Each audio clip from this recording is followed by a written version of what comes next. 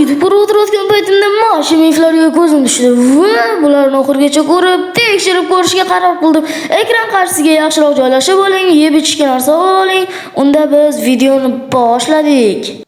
Xullas mana bu birinchi mifimiz. Ko'rib olinglar, videoni oxirigacha ko'ringlar. Xo'p, nimadir qilsak, mana shunaqa o'ynoqi dragon paydo bo'lar ekan. Xullas men videoda ko'rsatilgan hamma narsani qildim, shisha qo'ydim, mana bu ustiga narsalarni qo'ydim va bu mif o'xshadi.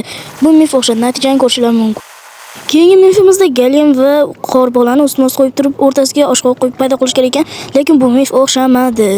Undan keyin cho'chqalarga Teknoboy nomi bilan berilsa, cho'chqalarning boshida toj paydo bo'lar emish.